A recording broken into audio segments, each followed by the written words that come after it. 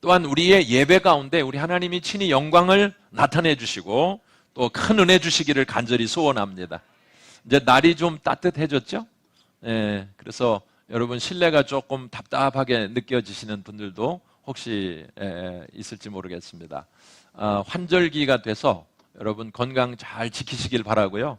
날마다 하나님의 은혜로 늘 하나님의 축복 가운데 거하시기를 소원합니다.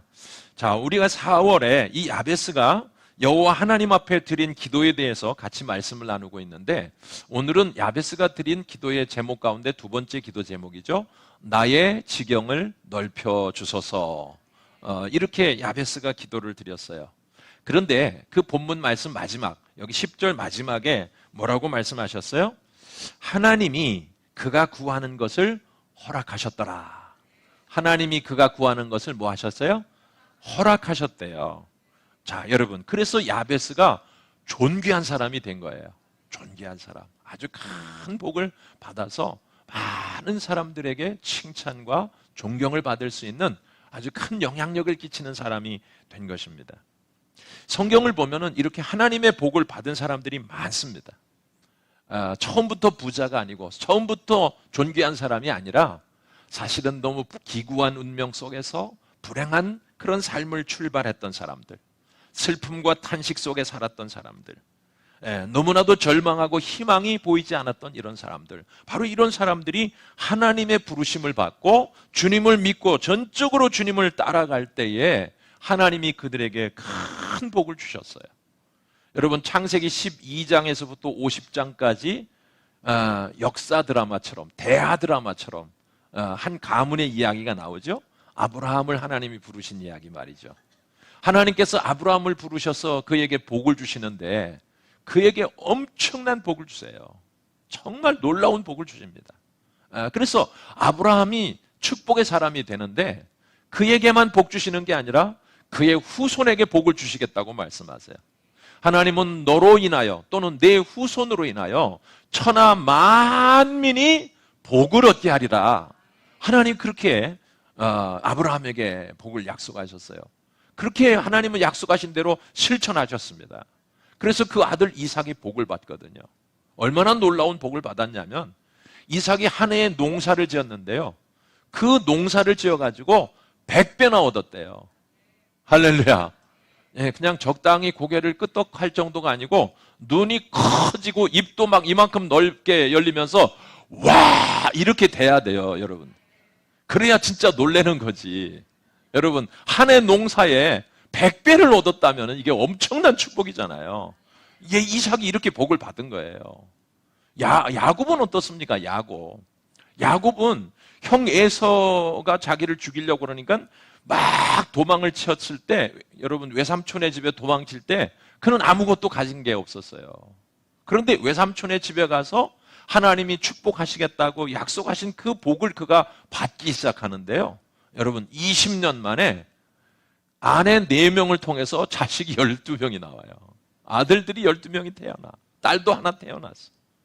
그와 소와 양과 짐승, 얼마나 많은 짐승들이 그에게 소유물이 됐는지 여러분 거부가 됐습니다. 거부가 돼서 그가 돌아오는 거예요.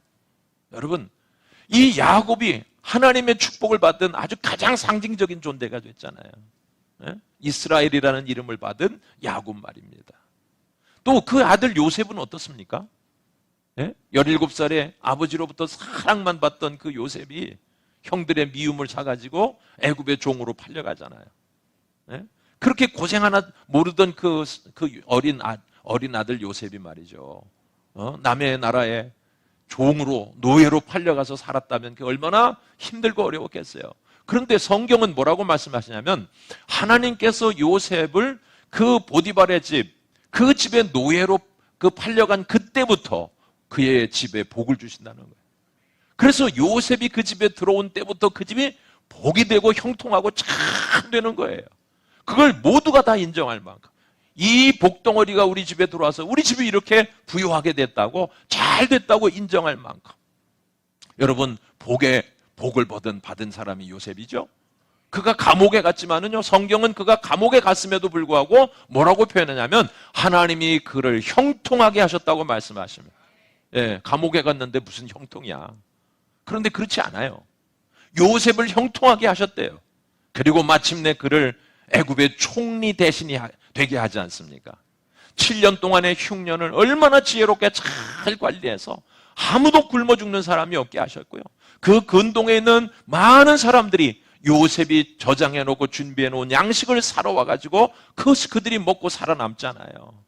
그래서 야곱이 요셉을 축복할 때 마지막 죽기 전에 12아들을 축복하면서 이 요셉을 축복할 때 뭐라고 말했어요? 요셉은 담장을 넘은 가지라. 이렇게 표현했어요. 그래서 정말로 그는 한 민족의 경계를 넘어서 그 시대에 많은 나라 민족들을 먹여 살리는 그런 축복의 아이콘, 상징적인 존재가 되고 말았어요. 사랑하는 여러분, 이것이 바로 하나님이 주시는 축복의 모습이에요. 다윗을 생각해 보세요. 다윗은 처음 어린 시절에 어떤 사람이었어요? 여러분, 양틈에서 잠자는 목동에 불과했어요. 밤낮 양들과 함께 살아가면서 먹고 마시고 자고 먹고 마시고 자고 그냥 뭐 제대로 씻었는지도 몰라요. 뭐 기름이 그냥 꾀죄죄한 모습으로 그렇게 목자의 그 어린 목동의 삶을 살던 사람이 다윗이죠. 그런데 하나님이 그를 얼마나 복 주셨는지 말이죠. 이스라엘 전체 국민의 목자, 왕이 되게 하셨습니다. 할렐루야. 가장 위대한 왕, 이스라엘의 역사상 가장 큰 영웅, 바로 그가 누구예요? 다윗입니다. 누가? 하나님이 그를 복되게 하셨기 때문에. 이렇게 성경 속에는 뭐 수많은 그런 축복의 주인공들이 나와요. 그런데 역사 속에서도 이런 정말 놀라운 축복을 받은 사람들이 많이 있습니다. 예수 그리스도를 신실하게 믿고 주님을 따라가면서 복을 받았던 수많은 사람들이 있습니다. 여러분, 성경, 신약 성경에도 여러분 뭐 베드로라든지 야고보 또는 요한, 뭐 이런 그 레위, 이런 제자들이 육체적으로는 그들이 뭐 물질적으로는 큰 부자가 된 건 아니에요.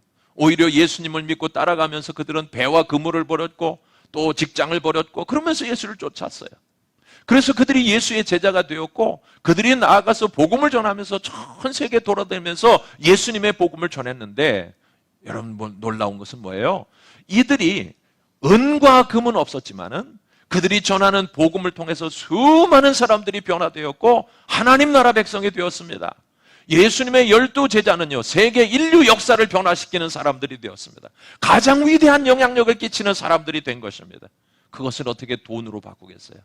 세상의 명성과 어떻게 여러분 권세로 그 여러분 축복을 바꿀 수 있겠어요?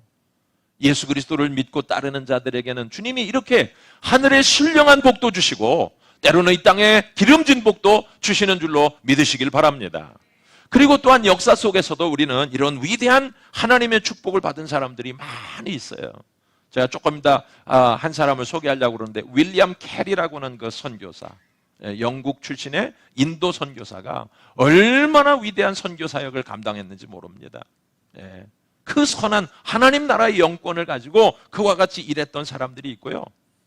지금도 부자라고 그러면은요, 뭐 요즘 시대의 부자들은 그의 부자를 기록을 깰래야 깰 수 없을 만큼 부자였던 사람이 있어요.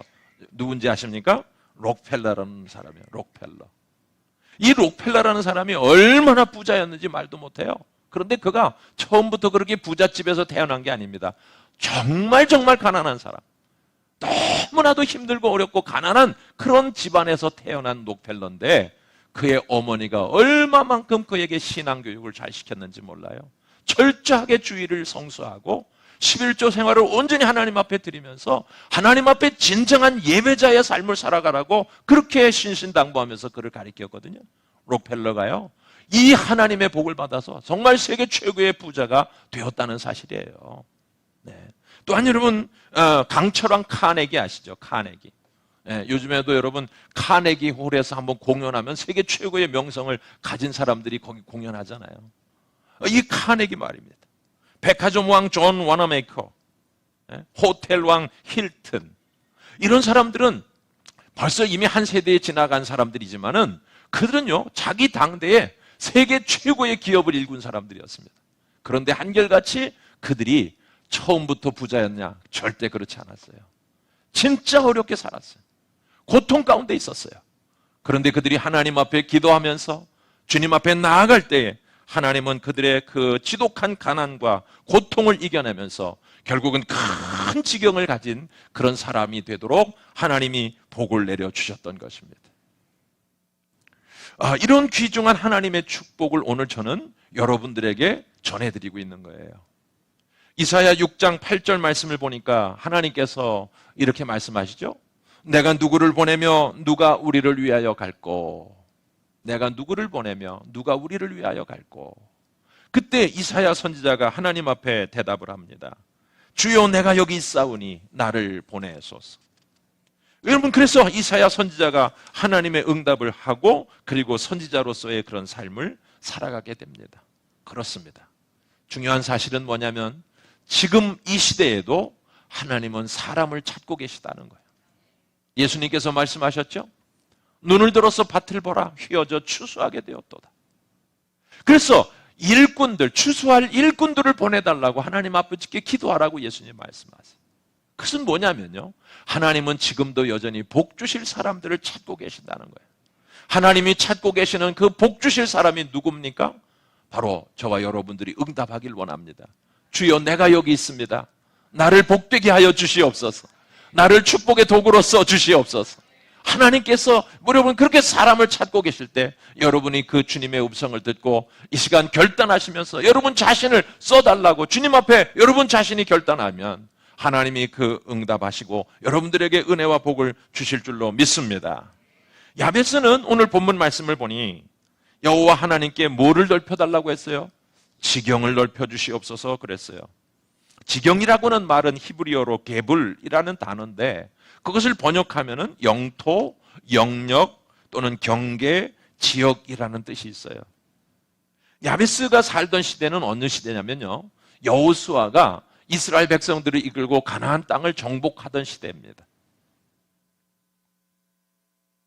그래서 많은 이스라엘 사람들이 이제 여호수아와 함께 전쟁을 치르는 거예요. 가나안 땅에 들어가서 이미 그곳에 살고 있던 여러 족속들이 있죠. 가나안 땅에 살고 있는 여러 족속들이 이미 견고하게 성읍을 쌓고 그들은 싸움에 아주 용사들입니다. 왜? 그 땅은 계속 전쟁이 끝이지 않는 땅이기 때문에 그들은 수도 없이 전쟁을 치러본 사람들이에요. 그런데 이런 전쟁을 치르고 있는 이 가나안 사람들을 향해서 이스라엘의 여호수아의 군대가 나가는데 하나님께서 그들을 100번이면 100번 다 싸워 이기게 하시는 거예요. 아멘. 여러분, 하나님이 이기게 하시는 거예요. 이스라엘이 전쟁을 잘하기 때문이 아니에요. 그들은 광야에서 살았고요. 그 이전에는 애굽에서 노예 생활을 했어요. 싸움을 싸워본 경험이 별로 없어요. 그런데 그들보다 훨씬 거대한 장대한 거인들이 그 땅에 있었고 싸움에 능한 사람들이 있었고 그들의 성벽은 아주 요새고 이런데도 불구하고요, 그들은 싸우면 이깁니다. 하나님이 승리하게 해주시니까. 그리고 그들이 파지 않은 우물물을 먹고 그들이 짓지 않은 집에 들어가서 살고요, 그들이 심지 않은 나무의 열매를 거두게 하시고요, 그래서 그들이 그 곡식을 풍성하게 먹게 주셨습니다. 이 놀라운 축복을 이스라엘 민족에게 주셨는데 문제는 무엇입니까? 그들이 나가서 전쟁을 하면서 결국 빼앗은 그 땅을 하나님이 기업으로 주시는 거예요. 그렇기 때문에 나가지 않으면 절대로 그들의 기업이 될 수 없어요. 싸우지 않으면 절대 자기께 될 수 없어요. 그들은 나가야 돼요. 하나님을 따라서 명령을 따라서 순종해야 돼요. 그리고 싸우면 주님이 이기게 하시고 이긴 그 땅을 자기의 기업이 되게 하시는 것입니다. 그렇기 때문에 야베스는 어떻게 기도하는 겁니까? 내가 나아가서 싸울 때에 내 기업을 넓게 해주십시오. 큰 땅을 소유하게 해주십시오. 지역의 경계를 넓혀주십시오. 이렇게 그가 기도하고 있는 거예요.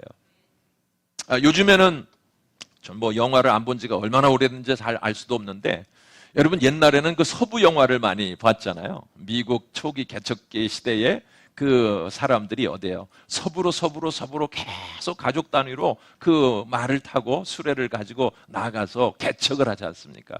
거기 인디안 원주민들이 있기도 하지만은 그 땅으로 가가지고 자기 나름대로의 지역 경계표를 딱 하고 거기서 소나 양과 이런 것들을 키우면서 농사도 지으면서 그들이 개간을 하고 개척을 한단 말이에요.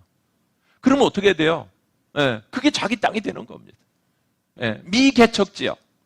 그러니까 그 누구의 땅도 아닌, 그래서 자신들이 그 땅을 가서 차지하면은 자기게 된다고 생각하고 그들은 그렇게 개척을 했어요. 그게 미국 서부의 개척의 역사잖아요. 얼마나 많은 사람들이 그렇게 땅을 차지했는지 몰라요. 여기 야베스가 나에게 지경을 넓혀 주시옵소서라고 하나님께 기도하는 것은 마치 그렇게 하나님께 요청하고 있는 것과 다르지 않습니다. 그런데 저는 여러분 우리가 이 시간에 말씀을 꼭 기억해야 될 것은 뭐냐면 단지 야베스가 땅 부자가 되는 것이 아니라는 거예요. 예? 더 많은 땅을 달라. 그래서 많은 땅을 내가 차지하겠다. 땅 부자가 되겠다. 그 얘기가 아닙니다. 그는 이와 같이 많은 땅, 넓은 지경을 달라고 요청하고 있습니다만은 그것은 오늘 우리에게 어떤 의미를 주느냐? 더 많은 영향력과 더 큰 책임을 지는, 그래서 존귀한 사람이 되는다는 사실을 우리가 간과해서는 안 되는 것입니다. 여기 9절에서 이미 읽어봤습니다만은 뭐라고 야베스를 소개하고 있는 겁니까? 야베스는 그의 형제보다 귀중한 자라고 그랬어요. 여러분, 귀중하다, 존귀하다 그 말이에요. 존귀하다. 아니, 땅만 넓다고 존귀하다고 인정받습니까? 돈만 많으면 사람들이 그를 존귀하다고 인정합니까? 천만에요. 돈을 가져서도 개, 돼지처럼 사는 인생들이 얼마나 많습니까? 얼마나 인격적으로 잘못되고요, 무시와 멸시를 당하는 사람들이 얼마나 많이 있습니까? 그러나 야베스는 그게 아니에요. 존귀한 사람으로 인정받은 사람이에요. 이 역대상을 1장부터 아담부터 시작하는 그 모든 족보의 계보에 나오면서 야베스라고는 이 사람을 소개하지 않고는 안 되는 존귀한 사람으로 특별히 그를 높여드리고 싶은 이 마음이 이 서기관에게 있었던 거 아닙니까? 그러니 그를 여러분 땅만 넓은 사람이라고, 땅 부자라고 그를 그렇게 높이는 게 아닌 거죠. 그는 하나님께로부터 이만큼 영향력을 크게 끼칠 수 있는 그런 사람이 되기를 원했고, 그래서 땅을 지경을 넓혀달라고 기도했고 하나님은 그것을 허락하여 주셨던 것입니다. 사랑하는 여러분, 야베스에 대해서 우리는 좀 더 깊이 이해를 할 필요가 있어요. 사실 그는 지난주에도 말씀을 드렸지만은 불행한 인생으로 태어났어요. 그가 처음 태어날 때 고통을 안고 태어났습니다. 그리고 남들보다 더 고통스러운 인생을 살아가는 그런 사람이었어요. 그런데 그 야베스에게는 남다른 점이 있었던 거죠. 내가 비록 태어날 때도 불행하게 태어났고 너무 힘들게 태어났지만은, 지금 이 성장하는 과정들도 너무너무 힘들지만은, 그러나 내가 하나님께 복을 구하리라. 하나님께 내가 기도하리라. 그래서 내가 하나님으로부터 더 많은 넘치는 그런 영향력을 끼칠 수 있는 사람이 되어리라. 이런 꿈이 그에게 있었던 것입니다. 제가 야베스의 기도를 매일매일 드리고 있는데요, 그 기도 속에서 저는 여러분들이 저와 같이 이렇게 기도했으면 좋겠어요. 제가 설교문에다가 여러분 주보에다가 적어놨어요. 뭐라고 기도하느냐면, 하나님 아버지, 제가 이 세상에 사는 동안 더욱 큰 영향력을 끼치는 사람이 되게 해 주시옵소서. 더욱더 선한 일을 행하게 하여 주시옵시고, 더욱더 많은 사람에게 유익을 끼칠 수 있는 일에 더 큰 책임을 질 수 있는 사람이 되게 해 주시옵소서. 이렇게 나를 주님께 드리오니 나를 써 주시옵소서. 이것이 바로 여러분들의 기도가 되시기를 간절히 바랍니다. 사랑하는 여러분, 여러분은 과연 어떤 꿈이 있습니까? 주님 안에서 여러분들이 꾸는 꿈은 무엇입니까? 꿈이 없는 사람이 아니라 꿈을 꾸는 사람들이 되시기를 주의 이름으로 축원합니다. 성령을 받은 사람들은요, 하나님의 자녀들은 언제나 꿈과 비전을 갖게 되어 있어요. 요엘 선지자가 마지막 때에 있을 그런 특별한 시대적인 그런 축복, 은혜를 이야기하는데 뭐라고 이야기하죠? 마지막 날에 하나님의 성령이 남종과 여종에게 부어질 것이고, 젊은이들에게, 늙은이들에게, 여러분 그 어린 아이들에게도 주님은 은혜를, 성령을 부어주셔서 꿈을 꾸게 하신대요. 예언을 하게 하신대요. 여러분 환상을 보게 하신대요. 여러분 이게 무슨 얘기예요? 우리가 하나님의 성령을 받게 되면요, 우리 마음속에 하나님이 부어주시는 환상이 열리는 거예요. 미래가, 꿈을 꾸게 되는 거예요. 그래서 지금 당장 오늘 우리의 삶 속에 하나님이 우리를 인도하시고 지켜주실 뿐 아니라 우리들로 하여금 하나님 나라를 위해서 더 놀라운 일들을 마음에 품게 하신다는 사실이죠. 그것이 바로 야베스가 하나님 앞에 드렸던 꿈, 내게 지경을 넓혀 주시옵소서, 바로 이런 기도였던 것입니다. 사실 오늘 우리의 하루하루를 살아가는 우리 성도님들에게 있어서는 이런 꿈보다는 아주 소박한 꿈이 있죠. 예? 원룸에 사는 사람들은 아유, 난 원룸보다는 투룸에 살고 싶어. 투룸에 사는 분들은 아이, 그래도 방이 3칸은 돼야 되지 않겠나? 어? 화장실 2개 있는 집에서 꼭 살고 싶은데. 그렇게만 하면 나는 아무 욕심도 부리지 않고 그냥 만족하며 살고 싶은데. 혹시 여러분 가운데 그런 마음 가진 분은 없습니까? 아이, 나는 꿈도 필요 없어요. 욕심도 필요 없어요. 난 그거로 만족하고 살고 싶어요. 여러분, 그게 좋은 일일까요? 그게 좋은 마음일까요? 여러분 자신을 위해서는 그게 참 좋은 마음이라고 생각할 수도 있어요. 그리고 욕심을 갖지 않는다는 면에서는 참 어떻게 보면은 자신이 만족하면서 자족하면서 살아가기 때문에 더 큰 죄를 짓지 않고 살아갈 수도 있을지 몰라요. 그런데 하나님의 마음은 그게 아니에요. 하나님의 마음은 무엇이냐면 여러분들이 하나님을 위해서 큰 사람 되길 원하세요. 하나님의 마음은요, 주님의 영광을 위해서 여러분들이 성공자가 되길 원하세요. 위대한 사람이 되길 원하신다고요. 이 땅에서 여러분들이 선한 영향력을 더 크게 끼칠 수 있는 그런 축복의 주인공들이 되기를 원하시는 것입니다. 그러니 여러분들이 하나님과 상관없이 여러분 스스로의 인생을 만족하려고 살다고 한다면 그것은 불신앙인과 다를 게 없어요. 신앙을 갖지 않은 사람이나 다를 게 없는 것입니다. 그러나 진정으로 여러분들이 하나님을 신뢰하고 정말로 주님을 믿고 의지하는 사람이라면 하나님께서 주시는 선한 영향력을 더 크게 끼칠 수 있는 사람이 되기를 원하는 야베스와 같은 마음을 갖는 것이 더 복된 일이라는 사실을 믿으시기를 주의 이름으로 축원합니다. 오늘은 우리가 대전에서 살고 있습니다. 그러나 하나님이 우리에게 지경을 넓혀주시면은 이 대전이 너무 좁아 대한민국이 우리의 활동 범위가 될 수 있습니다. 그런데 그것도 하나님이 더 크게 복을 주시면은 이 대한민국이 너무너무 좁은 거예요. 그래서 아시아를 넘나들고 저 유럽이나 아프리카나 아메리카를 여러분 넘나들면서 세계적인 기업가가 될 수 있는 것입니다. 단순히 기업만을 이야기하는 것입니다. 영향력을 끼치는 사람들 말이죠. 영향력을 끼치는 사람. 그래서 이런 일들이 지경을 넓혀 주시옵소서라는 그 기도 속에 담긴 의미가 되는 것입니다. 이런 의미에서 여러분도 야베스처럼 하나님 앞에 지경을 넓혀달라고 간구하시기를 바랍니다. 여러분, 이 지경을 넓혀달라고 하는 이 의미를 조금 더 이제 확대해서 해석을 해보기를 원합니다. 우리는요, 지경이 넓혀달라고 하는 것을 땅을 넓혀달라고 하는 의미가 아니라고 이미 말씀을 나눴어요. 그렇죠? 영향력을 끼치는, 좀 더 큰 힘을 발휘하는, 좀 더 좋은 그런 많은 사람들에게 그렇게 영향력을 끼치는 일들이라고 하는 것으로 의미를 우리가 생각해 보았습니다. 그런 면에서 우리는 어떻게 지경을 넓히는 사람이 되어야 하는가? 첫 번째는 무엇보다도요, 우리가 큰 영적인 그런 성장을 하는 사람이 돼야 돼요. 영적으로 성숙한 사람. 예. 바울 사도가 고린도전서 13장 11절에서 뭐라고 이야기하느냐면 우리가 장성한 사람이 되면은 어린아이의 일을 버린다 그랬어요. 그렇잖아요. 어린아이들은 아주 사소하고 아주 작은 것 하나 가지고도 찔찔찔찔 짜다가도 웃고 그러잖아요. 얼마나 자기중심적입니까? 어린아이들은 철저하게 자기중심적이에요. 왜? 그래야만 그 아이들은 생존할 수 있기 때문에. 누군가가 늘 도와줘야 되고 늘 붙들어줘야 되고 지켜줘야 되고 보호해줘야만 그 아이가 살아날 거 아닙니까?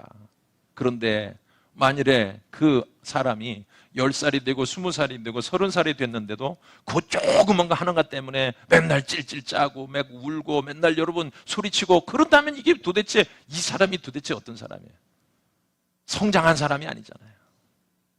성장한 사람이면 성장한 사람답게 어린아이들의 일을 버릴 수 있어야 되죠. 그게 뭐예요? 우리가 그만큼 지경이 넓혀진 사람이 된다는 이야기죠. 그렇게 우리는요, 영적으로 날마다 성장하는 사람이 돼서 예수 그리스도에게까지 자라가는 우리가 되려야 하는 것입니다. 그래서 주님이 일하셨던 것처럼 주님이 주의 나라와 주의 영광을 위해서 자기 십자가를 짊어지고 섬기셨던 것처럼 우리가 영적으로 성장하고 성숙한 사람들은 또 다른 많은 영혼들을 위하여 하나님 나라를 위해서 자기 십자가를 묵묵히 짊어지고 그렇게 섬기는 사람이 될 수 있는 것입니다. 그게 뭐예요? 이게 지경이 넓혀지는 것입니다. 여러분, 이런 면에서는요, 지도력의 확장도 마찬가지예요. 지도력의 확장. 예.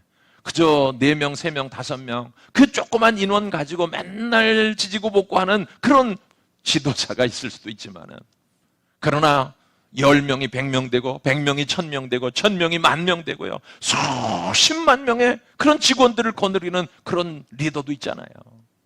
그건 말이요, 지도력이 확장되기 때문에 그런 것입니다.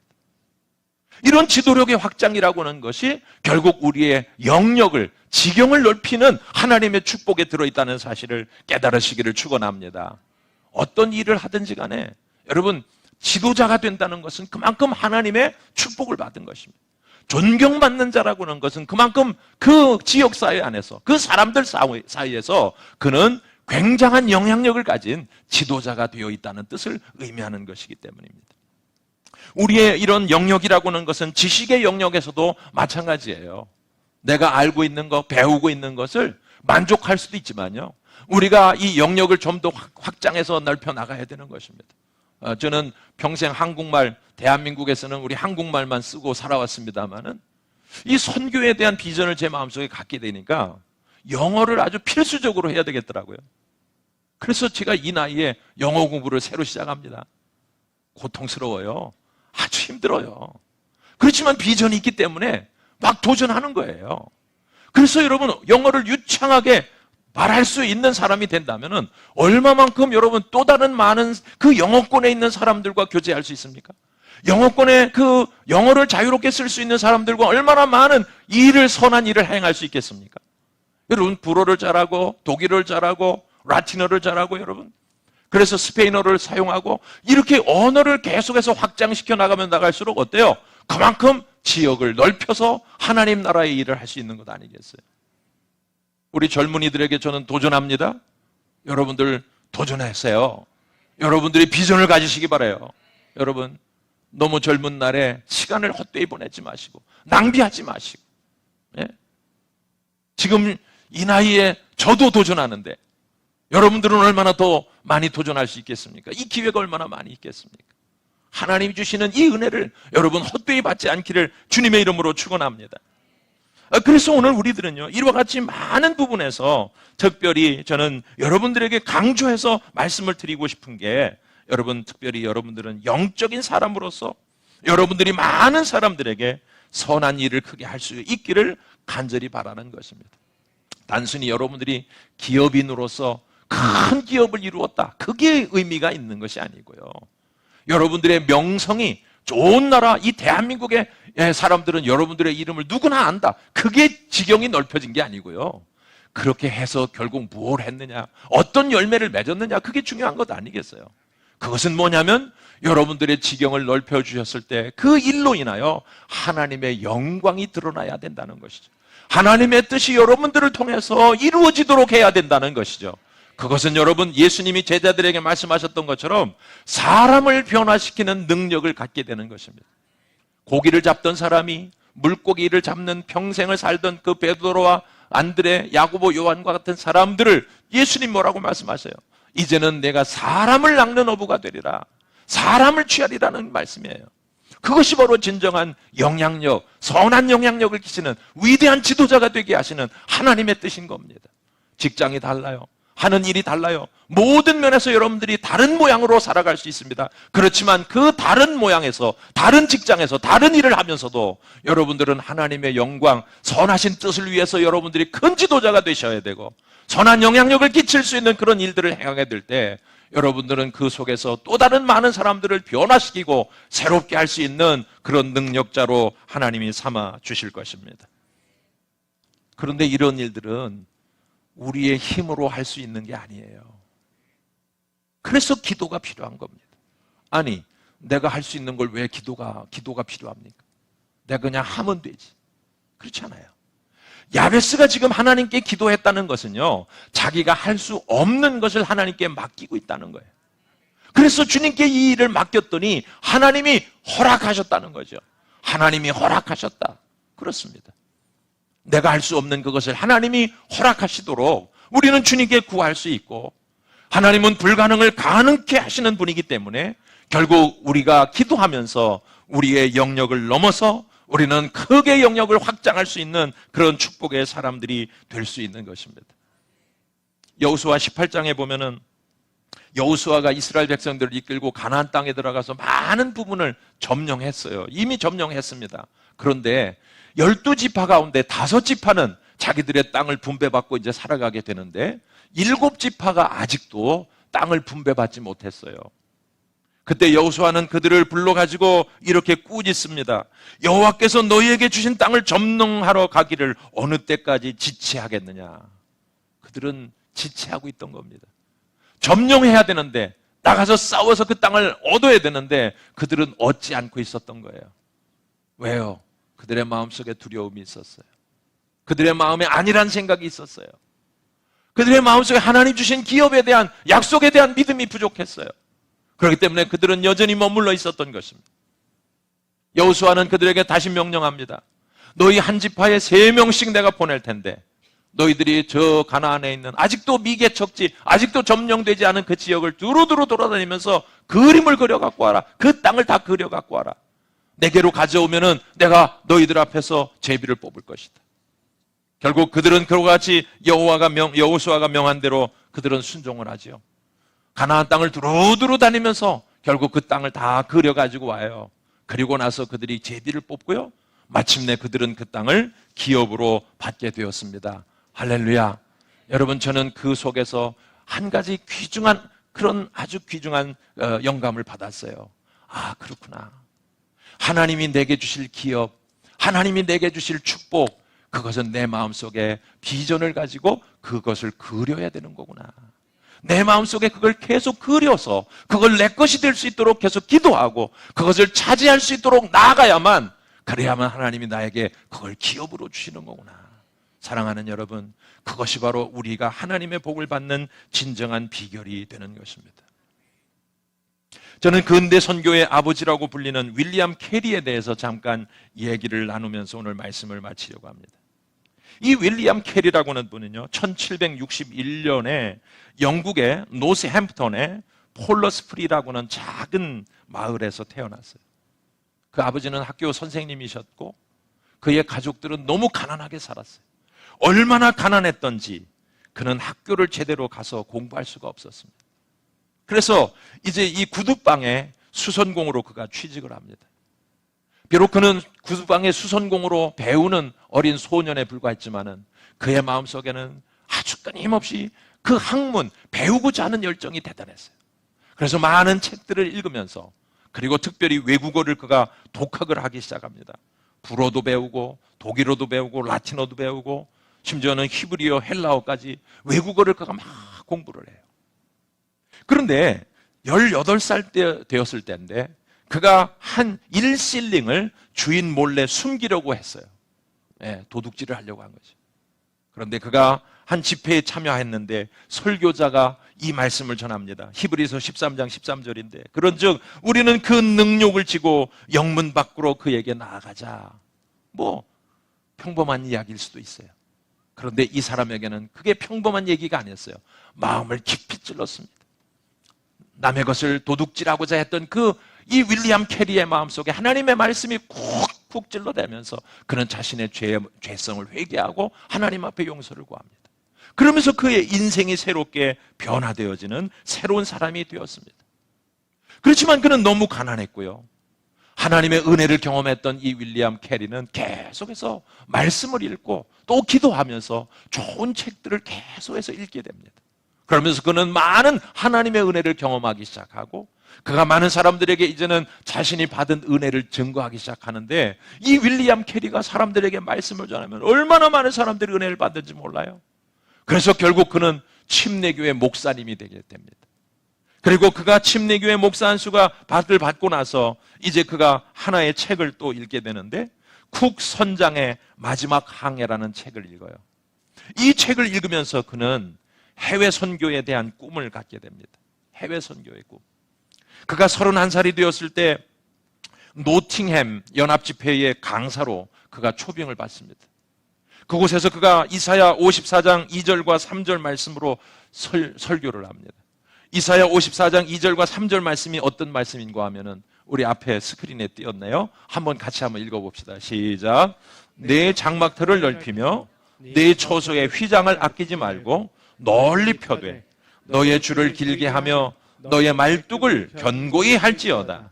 이는 내가 좌우로 퍼지며 네 자손은 열방을 얻으며 황폐한 성읍들로 사람 살 곳이 되게 할 것임이니라. 아멘. 아멘. 야베스의 기도와 일맥상통하죠?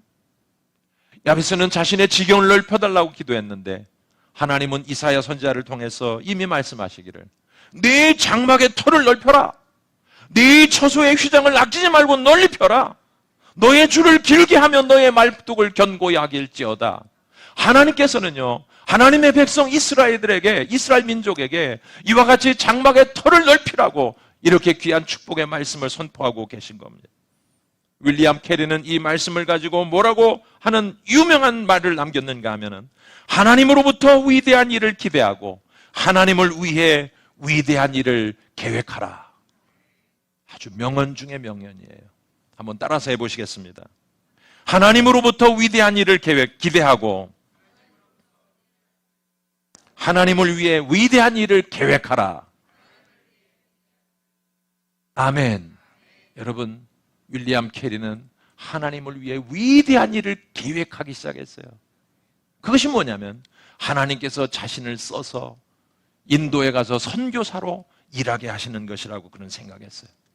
그래서 그는 인도 선교회를 구성하고 마침내 파송을 받아가지고 인도에 가서 선교 활동을 하게 됩니다. 그러나 그곳은 여러분 우상숭배가 가득한 곳이에요. 힌두교라든지 수많은 종교들이 있는 땅이에요. 그래서 많은 박해와 많은 환난과 고난을 받습니다만 그는 하나님께서 자신의 마음속에 품게 해준 이 선교의 비전을 절대로 꺾지 않습니다. 그리고 그곳에서 그 인도 사람들의 언어를 열심히 배웠어요. 벵고로를 그가 아주 마스터를 하고요. 그리고 성경을 번역하기 시작합니다. 7년 만에 그는 벵고로로 신약 성경을 번역했었고요. 그가 인도에서 41년간 선교사의 삶을 살면서 무려 40개의 언어로 또 방언으로 성경을 번역을 했습니다. 얼마나 많은 사람들이 윌리엄 캐리를 존경하고 그를 신뢰하고 그를 사랑하고 그를 따랐는지 모릅니다. 처음에는 그렇게 인도 사람들이 예수를 믿지 않고 그를 박해했지만은요, 그를 통해서 수많은 인도 사람들이 예수님에게 돌아오고 얼마나 많은 기독교에 선한 영향력을 끼치기 시작하는지 모릅니다. 그가 죽었을 때 영국은 그를 뭐라고 평가했느냐면 그를 제2의 종교개혁의 아버지다 그랬어요. 인도 사람들은 그를 가장 위대한 성자라는 뜻으로 마하투마라 그렇게 불렀습니다. 참으로 위대한 지경이 넓혀진 한 사람이 된 것이죠. 사랑하는 여러분, 오늘 이 시간 저는 여러분들도 야베스처럼 하나님께 여러분들의 지경을 넓게 해달라는 기도를 드리시기를 간절히 바랍니다. 말씀을 듣고 마음으로 믿으면서 성령님께서 여러분들 각 사람에게 주시는 꿈을 꾸시기를 바랍니다. 그러면 여러분들에게 그 하나님은 그 꿈을 꾸신 대로 그것을 다 이루어 주시리라고 믿습니다.